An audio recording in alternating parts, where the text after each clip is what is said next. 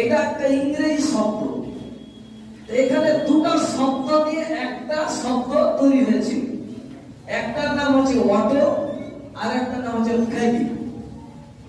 তো গ্রিক শব্দ থেকে উৎপন্ন। যারা এখানে হয়তো যারা ইংরেজি ভালো বোঝেন তারা ভালো করে জানেন যে ইংরেজি পড়াশোনা করতে গিয়ে অনেক সংখ্যক শব্দ দেখবেন যেগুলো শব্দ ল্যাটিন থেকে এসেছে, যেগুলো শব্দ কতগুলো শব্দ গ্রিক থেকে এসেছে। এরকম ভাবে বিভিন্ন জায়গা থেকে উৎপত্তি হয়, উৎপত্তি করক শব্দ। এই যে শব্দটা বললাম তার নাম হচ্ছে অটোফ্যাগি। অটোফ্যাগি তিনি 2016 সালে আবিষ্কার করলেন এবং নোবেল প্রাইজ পেলেন, জাপানের সে বিজ্ঞানী। অটোফ্যাগি কি? What is the meaning of autophagy? অটোফ্যাগির মানেটা একটু জানতে হবে। অটো মিন্স হচ্ছে নিজে, আর ফ্যাগি মানে খাওয়া, যে নিজেকে খেয়ে নেয়। এটা আবিষ্কার করলেন। এটা যে আমরা বুঝতে পারলাম না, একটু বিশ্লেষণ দরকার, এর ইনার মিনিং দরকার, এর এক্সপ্লেনেশন দরকার। আমরা সেদিকে যাবো না।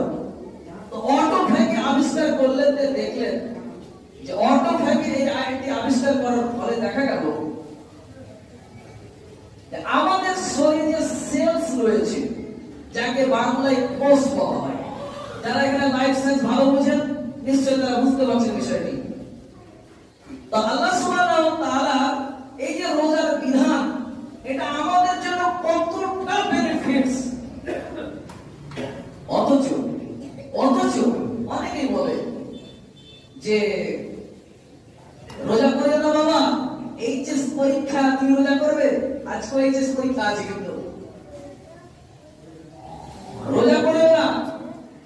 মানে পরীক্ষা ভালো দিতে গেলে রোজা নিষেধ করি আমরা করতে, পড়াশোনা ভালো করতে গেলে আমরা রোজা করতে নিষেধ করি। কিন্তু যারা অমুসলিম, নন মুসলিম, বড় বড় সায়েন্টিস্ট, তারা গবেষণা করছে যে নেকি নেওয়ার জন্য হাজার হাজার পথ ছিল।